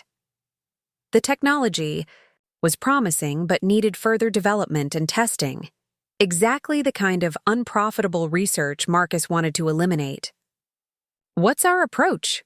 Trevor asked, examining the board meeting agenda Daniel had provided. Direct but professional, I replied. We're not opposing the acquisition, just the terms. The research division stays intact, with guaranteed funding, for at least 3 years to bring current prototypes to market. Sawyer, a compact man with precise movements that suggested his former role as an explosives expert, tapped the prototype specifications. These devices would have saved at least 2 men in my unit if they'd been available. Making them proprietary and then shelving them to protect existing product lines is criminal. Not criminal, Daniel corrected quietly. Just business as usual, which is exactly what your father wanted to change, he added, looking at me. At 8:45 a.m., we gathered around the screen as the video connection to Harrington Industries' Manhattan boardroom went live. The contrast between our surroundings couldn't have been more stark. Their walnut-paneled walls and custom leather chairs against our folding table and donated office furniture. I sat alone in frame, with Trevor, Sawyer, and Daniel positioned just out of camera view, ready to provide information as needed. The board members' faces appeared on our screen one by one as they took their seats. Most were men in their 50s and 60s, with a few younger executives mixed in. I recognized some from rare childhood encounters at company events. Men who had smiled politely at me before turning their full attention to my father and Marcus. Marcus entered last, Rebecca at his side, though she had no official company role. His expression shifted from confident to momentarily startled when he saw me on the screen, perhaps having expected me to decline participation altogether. "Good morning," I said before he could speak. "Thank you all for accommodating this virtual attendance." Marcus recovered quickly. "We have serious matters to discuss regarding company leadership before we can address the agenda. I move that we—" "Point of order," Mr. Callahan interrupted smoothly from his seat at the table. "According to the trust structure established by Colonel Harrington and the company bylaws, Ms. Harrington currently holds controlling interest. She has the authority to set the agenda." A murmur ran through the room. Marcus's jaw tightened visibly. "Many of you have known me only as James Harrington's estranged daughter," I began, keeping my voice steady. "That's understandable. I've been deliberately excluded from company matters for most of my life, but that changes today. Not because I demanded it, but because my father made a considered decision based on his assessment of what would best serve Harrington Industries' future." I paused, letting the statement hang in the air. "I'm not here to disrupt the company's operations or to pursue personal vendettas. I'm here to ensure that my father's vision for ethical innovation remains central to Harrington's mission, which brings us to the first item on today's agenda, the Medicor acquisition." Several board members straightened in their seats, clearly surprised that I was addressing business directly rather than defending my right to be there at all. The current terms of this acquisition include dissolving Medicor's research division after extracting valuable patents for military applications. I'm proposing an amendment to those terms. I outlined the alternative approach, maintaining the research division with dedicated funding to continue development of life-saving field medical technology. "This isn't just ethically sound," I continued. "It's good business. The military medical market is evolving. Field care innovations drive contracts. By preserving this research pipeline, Harrington secures future market advantages while fulfilling our responsibility to the servicemen and women who depend on our products." Marcus leaned forward, his expression darkening. "This naive idealism is exactly why my sister is unqualified to make business decisions. The research division loses money. The patents are what hold value. This is basic corporate strategy." "Is it strategy or short-sightedness?" I countered. "Medicor's hemostatic technology could reduce battlefield mortality by 20%. Do you really believe the military won't pay a premium for that capability once it's field-ready?" I signaled to Sawyer, who handed me the prototype specifications. "These are the developments currently in Medicor's pipeline. I've highlighted projected market values and potential contract opportunities." I held the document up to the camera. "I'm having copies distributed to each of you now." Mr. Callahan began passing documents around the table, copies we'd prepared and sent with him that morning. "This is irregular," one of the older board members protested, though he accepted the document nonetheless. "So is inheriting a company I've been told I'd never have a role in," I replied evenly. "Yet here we are. I suggest we all adapt to new circumstances." The room fell silent as the board members reviewed the materials. I watched their expressions shift from skepticism to consideration, exactly the response I'd hoped for. These were business people above all. Show them profit potential, and ideology became secondary. "The funding commitment you're proposing is substantial," a woman in her 40s commented, looking up from the document. "How do you justify the short-term impact on quarterly earnings?" "The same way my father justified initial R&D investments in military applications 20 years ago, by looking beyond immediate returns to market positioning." I nodded to Daniel, who forwarded additional projections to the room's display screen. "These numbers come from Harrington's own historical data on R&D investment returns. The pattern is clear. For the next 40 minutes, we engaged in substantive discussion about the acquisition terms. Several board members asked pointed questions about implementation and timelines. Others raised concerns about shareholder reactions to delayed profitability. Throughout, I maintained focus on the dual benefits of the amended approach: ethical advancement and long-term market strength. Marcus remained largely silent after his initial objection, watching with barely concealed fury as the conversation shifted from challenging my authority to debating the merits of my proposal. When the discussion finally wound down, he tried a different approach. "While this has been an interesting academic exercise," he said, his voice smooth with practiced condescension, "we should remember that my sister has no experience in corporate governance or military contracting. Her perspective, while admirably humanitarian, comes from running a small charity that nearly went bankrupt last year." He turned to address the board directly. "The will is being contested, as all of you know. My attorneys have filed compelling evidence regarding my father's diminished capacity during his final months. This uncertainty in leadership does none of us any good. Not the company, not the shareholders, not even Eliza herself, who is clearly out of her depth."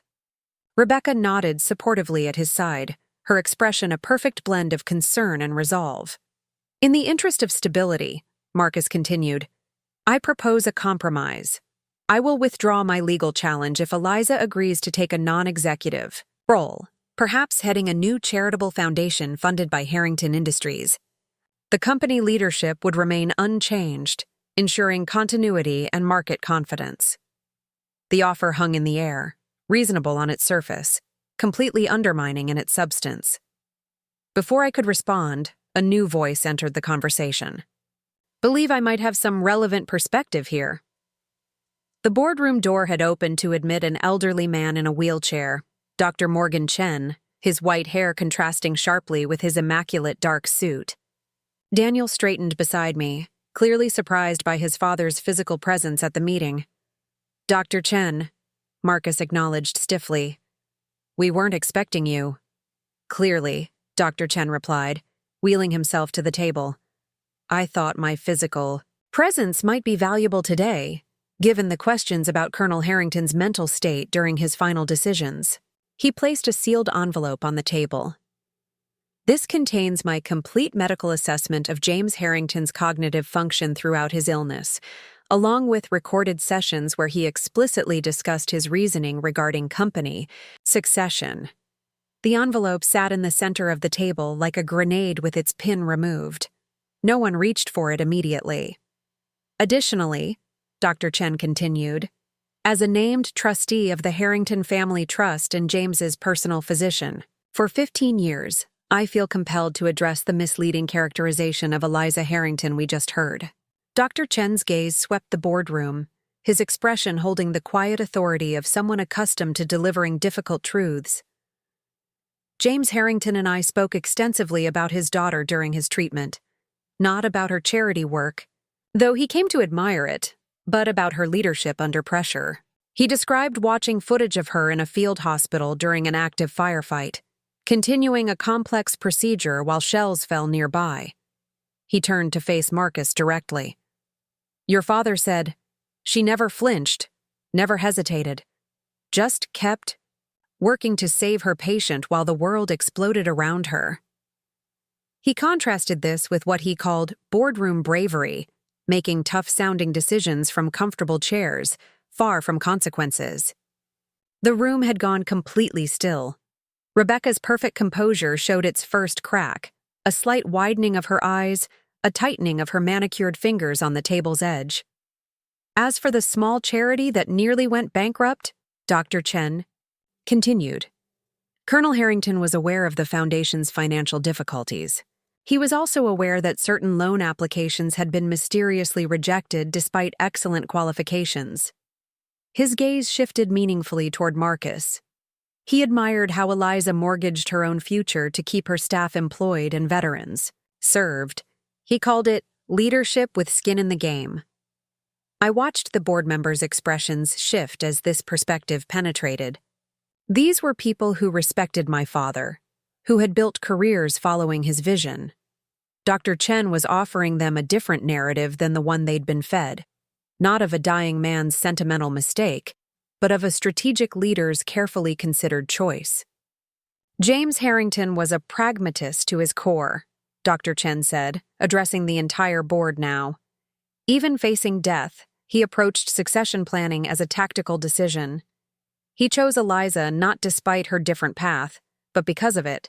Because she demonstrated the values upon which he had originally built this company, before quarterly earnings and market share became the only metrics that mattered. He tapped the sealed envelope. Everything I've said is documented here, along with Colonel Harrington's explicit instructions that these records be shared with the board if his competence was questioned.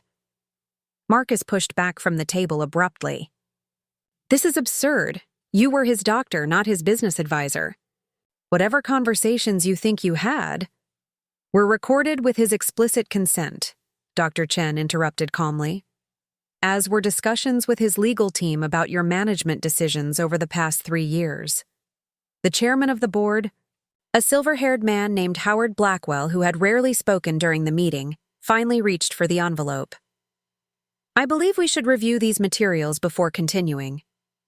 We don't have time for this, Marcus protested. The Medicor acquisition can wait an hour, Blackwell responded firmly. This board owes it to James Harrington to understand his intentions fully before proceeding. He looked around the table, making eye contact with each member. I suggest we recess for 60 minutes to review Dr. Chen's documentation. We'll reconvene at 10:30. The formal suggestion from the chairman carried the weight of a command.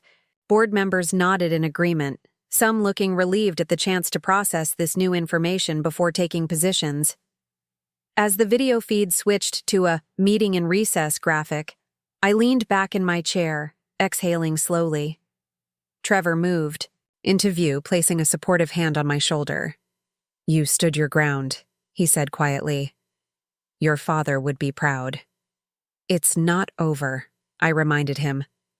They could still side with Marcus. Daniel's phone buzzed with a text. He read it and looked up with a hint of a smile. My father says several board members are already asking pointed questions about the loan interference.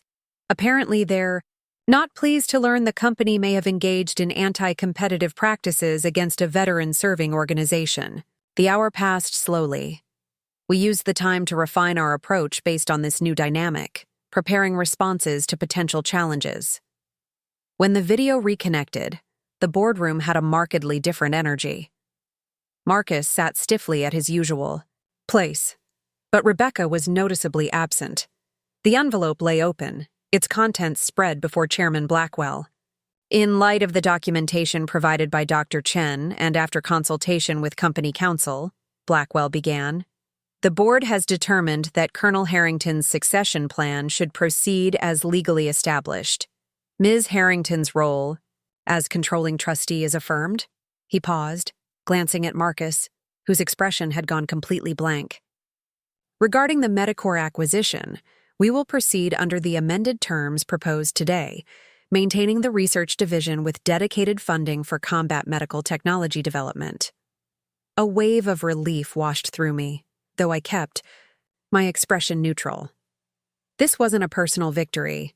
It was the preservation of my father's true legacy, not as a corporate titan, but as someone who ultimately recognized that profit without purpose was an empty achievement. Additionally, Blackwell continued, the board requests a full review of loan intervention practices alleged in these documents.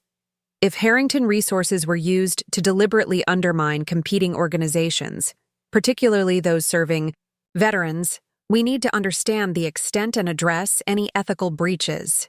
Marcus pushed back his chair and stood. This is a mistake that will cost shareholders millions. I can't support it. He gathered his papers with quick, angry movements. My attorneys will be in touch. Without another word, he strode from the room, the door closing firmly behind him. Marcus's press conference never happened. By noon, the business channels were reporting a different story. Harrington Industries announces leadership transition, innovative direction under new trustee. The prepared statement, crafted by Mr. Callahan and approved by the board, acknowledged my father's decision while emphasizing continuity and commitment to both shareholder value and ethical innovation. I watched the coverage from my small office, still processing the morning's events. The foundation staff had ordered celebratory pizza, though I wasn't sure not being ousted from an inheritance I never expected was cause for celebration. Still, their excitement was contagious. For a team that had operated on shoestring budgets and unwavering dedication, the prospect of substantial resources flowing toward their mission felt like validation of years of struggle. "So what happens now?" Lisa asked, perching on the edge of my desk. "Do you move to New York? Start wearing power suits and taking helicopter rides to the office?" I laughed, the sound surprising me with its genuineness. "Definitely not. The trust structure gives me oversight authority, not day-to-day operational responsibilities. I'll need to be more involved than my father expected, at least initially, but the foundation remains my priority."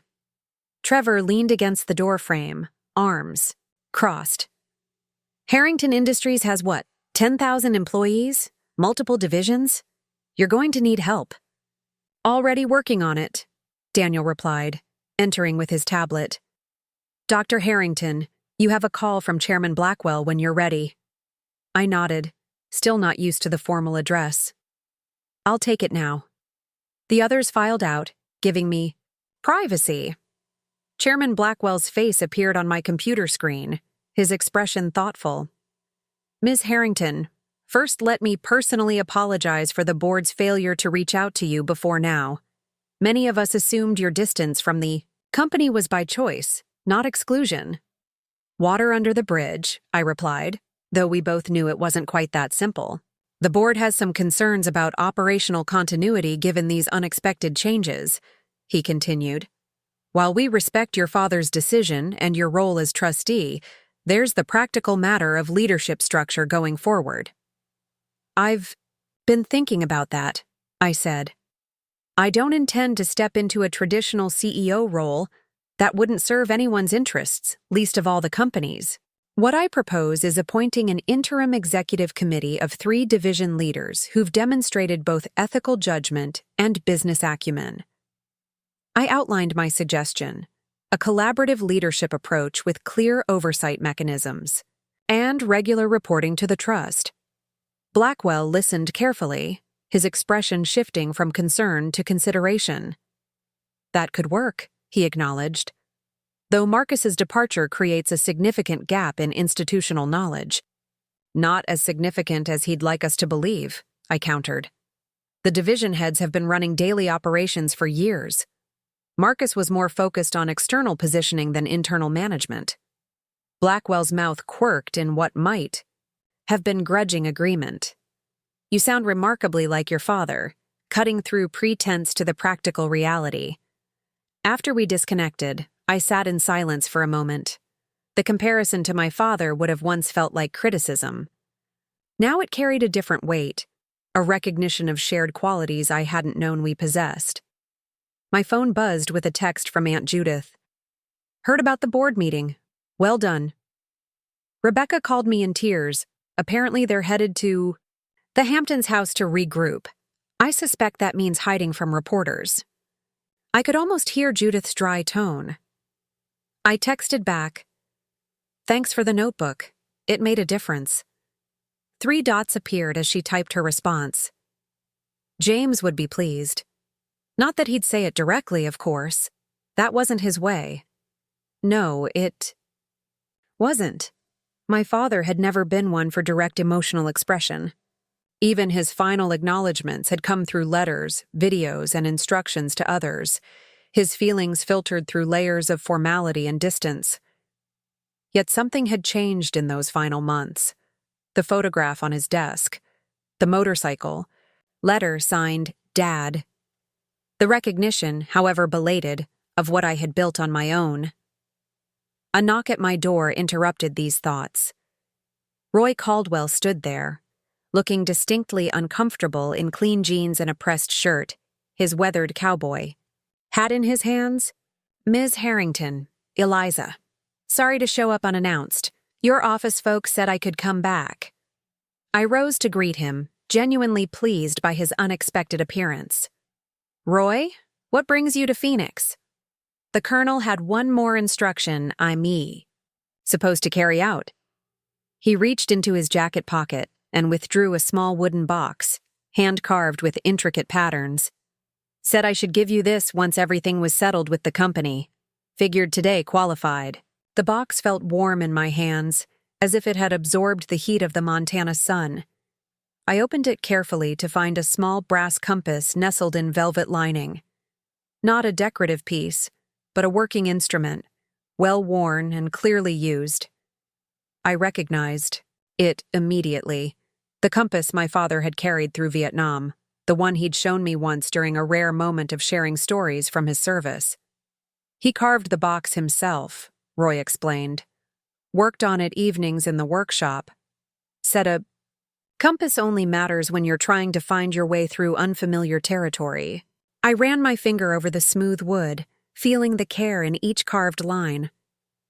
Thank you for bringing this. Roy nodded, settling his hat back on his head. Ranch is doing fine, by the way. Horses miss their rides, though. The Harley, too. He paused at the door. You'll come back soon? I looked around my small office, at the thank you cards from veterans pinned to the bulletin board, the foundation logo I'd designed myself, the modest space that represented everything I'd built on my own terms. Yes, I said, feeling the truth of it settle into place. I think I will. 6 months passed in a blur of transition and transformation. The Veterans Medical Support Foundation moved into a proper building, not lavish, but functional and welcoming, with dedicated treatment, rooms, counseling spaces, and offices for our expanded staff. The Harrington Family Trust provided stable funding while maintaining our independence, ensuring we could continue serving veterans without the constant financial anxiety that had defined our early years. Harrington Industries underwent its own evolution. The executive committee structure proved more effective than anyone anticipated, with division leaders thriving under a collaborative model that valued innovation alongside profit. The Medicor Research Division had already produced promising prototypes, attracting attention from military medical corps and humanitarian organizations alike. Marcus had retreated to a beachfront property in the Caribbean, his legal challenges. Abandoned after Dr. Chen's medical documentation and Aunt Judith's notebook made his position untenable. Rebecca divorced him 2 months later, issuing a carefully worded statement about returning to her passion for interior design. The society pages reported she was dating a retired senator. I divided my time between Phoenix and Montana, finding unexpected peace in the rhythm of this dual existence. The foundation remained my heart's work, but the ranch had become a sanctuary, a place to think, to breathe, to reconnect with parts of myself I hadn't known were missing. On a crisp October morning, I stood on the porch of the main house, watching. Dawn break over the mountains. Frost glittered on the meadow grass, and a thin mist hovered above the lake. The Harley waited in the workshop, recently returned from a ride along forest roads ablaze with autumn colors. The compass my father had left me sat on the porch railing, its needle swinging gently in the morning breeze.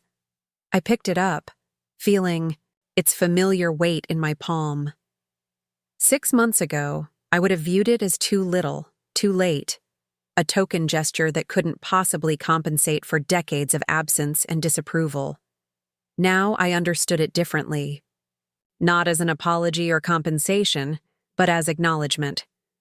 My father had recognized, finally, that we had been traveling different paths toward the same essential destination, a life of purpose, service, and quiet integrity.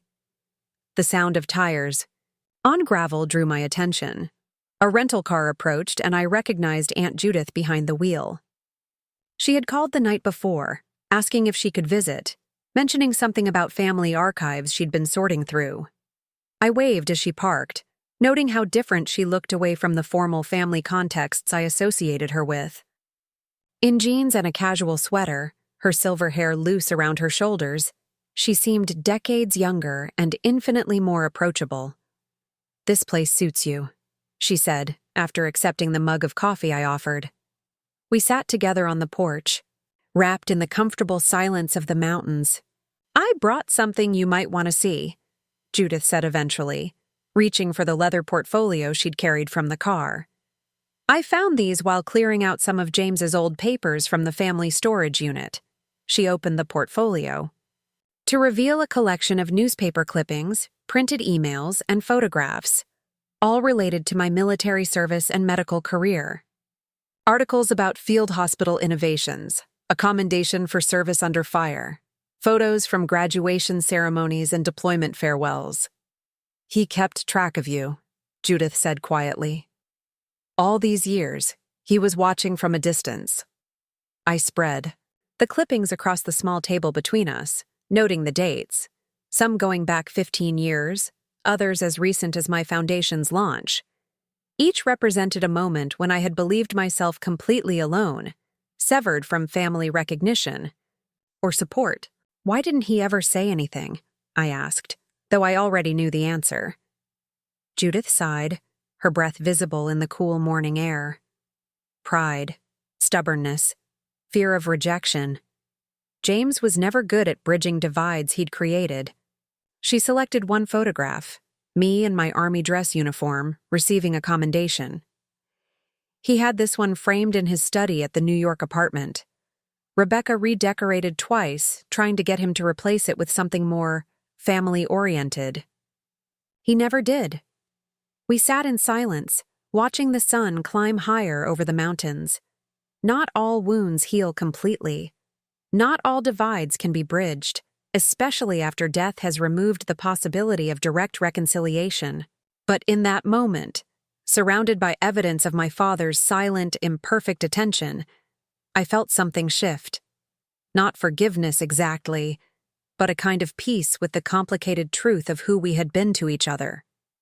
"He got there in the end," Judith said finally. "In his own way." "Too late for some things," I acknowledged. "But maybe not for others." The compass gleamed in the morning light, its needle pointing steadily north. 1 year to the day after the will reading that changed everything, I stood at the podium in the newly dedicated Harrington Veterans Medical Center. The state-of-the-art facility represented the culmination of my foundation's work and Harrington Industries' resources, a place where wounded warriors could receive comprehensive care tailored to their unique needs. The audience included medical staff, veterans, board members, and media. Trevor sat in the front row beside Dr. Chen, both men radiating quiet pride. Sawyer was there too, now heading the Medicorps research division that continued developing life-saving battlefield medical technology. In the back, partially hidden by a support column, stood Roy Caldwell, uncomfortably dressed in what was clearly his only suit, but present nonetheless. "My father once told me that legacy is built in the quiet moments when no one is watching," I began, my voice steady despite the emotion tightening my throat. For most of my life, I thought that meant he wasn't watching either, that my choices had rendered me invisible to him. The silver compass rested in my pocket, a tangible reminder of how wrong that assumption had been. What I've learned this past year is that legacy isn't a straight line. It doesn't always follow the path we expect. Sometimes it detours through battlefields and hospital wards, through hardship and independence before finding its way home. Through the windows, Montana's mountains rose against a perfect blue sky. We had chosen this location deliberately, halfway between the ranch and the nearest military installation, a place that honored both aspects of the complex inheritance I'd received. This center represents the best of what can happen when corporate resources meet humanitarian purpose. Every veteran who walks through these doors will receive care that honors their service, not as charity, but as the earned right it is. The project had not been without challenges. Marcus had made a final attempt to undermine the initiative, approaching key Harrington board members with warnings about resource diversion and mission drift. But the executive committee had stood firm, recognizing that the center represented exactly the kind of principled innovation that had originally built the company's reputation. Today, we're not just opening a building. We're opening a door to a different understanding of what success can look like. One measured not just in profit margins, but in lives improved, pain eased, dignity restored. As I concluded my remarks, and the ceremonial ribbon was cut, a peculiar sense of completion settled over me. Not an ending, but a circling back, a recognition that my path and my father's had finally converged, though he hadn't lived to see it. The reception afterward was understated but warm. I moved through the crowd, accepting congratulations and explaining the center's capabilities to interested parties. When I finally had a moment alone, I stepped onto the building's east terrace, where the morning's first patients would soon enjoy mountain views during their rehabilitation sessions. "Quite a thing you've built here," came a familiar voice behind me.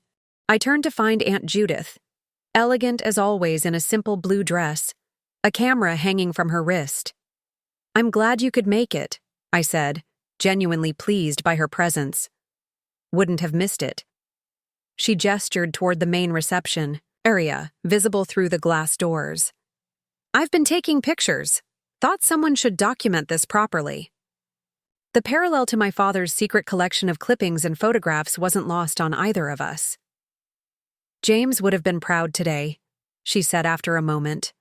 "Not just of this place, impressive as it is, but of how you've handled everything, the company, the challenges, the unexpected responsibility.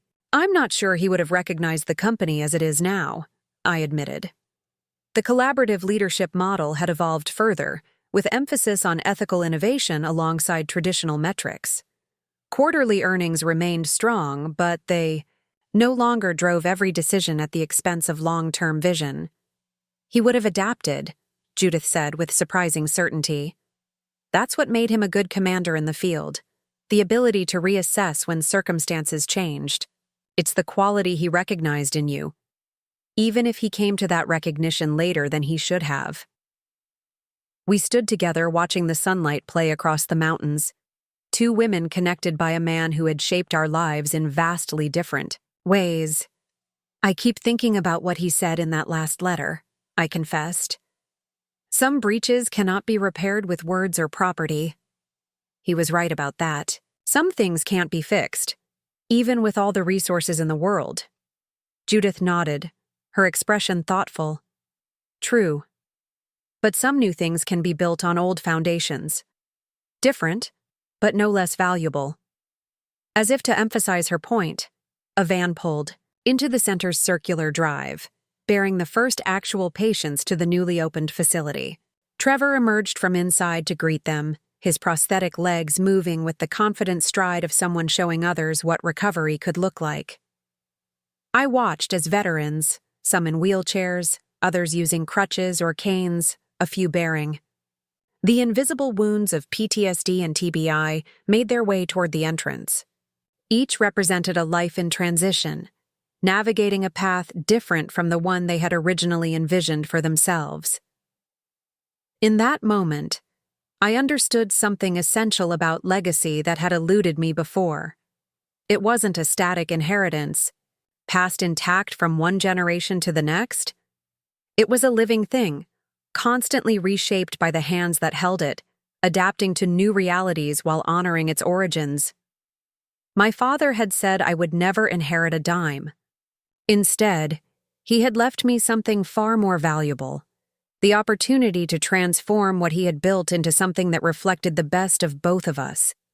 Standing there in the mountain sunshine, watching hope enter through doors I had helped open, I finally felt the weight of his absence shift from burden to bittersweet memory, not gone, but no longer defining my steps forward. Last week, a package arrived at the ranch, a small box with no return address, postmarked from a Caribbean island.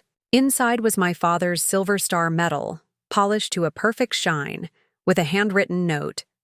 "This belongs with the compass. M. No apology, no reconciliation, just acknowledgement. Marcus and I would never be close, but perhaps some small fragment of understanding had finally penetrated the walls between us." The medal now sits beside my father's compass on the mantel in the ranch house, two pieces of a complex legacy reunited at last. I ride the Harley most Sundays now, following my father's roots through the mountains, finding unexpected communion with him in the solitude and the rumble of the engine. Sometimes I imagine him riding these same paths, carrying the weight of decisions and regrets I'm only beginning to understand. Other times, I feel completely my own, forging connections to this place that have nothing to do with him and everything to do with who I've become. The foundation continues to thrive alongside the medical center. Harrington Industries has found its ethical compass again, and I've found something I never expected. Not forgiveness exactly, but perspective. The ability to see my father as a whole person, flawed and human, who ultimately tried to correct his course when it mattered most. We don't always get the family stories we're promised. Sometimes we get something messier, more complicated, and ultimately more real. My father said I'd never inherit a dime, and in the end, what he left me was worth infinitely more. Not just assets and authority, but the chance to prove that legacy isn't what's handed to you. It's what you choose to build with your own hands. If you've ever felt overlooked, underestimated, or written out of your own story, remember this. Sometimes the last chapter holds surprises no one saw coming. You just have to stay in the narrative long enough to see how it ends. Thanks for listening to my story. If it resonated with you or someone you know who's faced similar challenges with family expectations, please subscribe to our channel for more stories about reclaiming your narrative and building something meaningful from complicated beginnings. Your support helps us share these important journeys of resilience and redemption.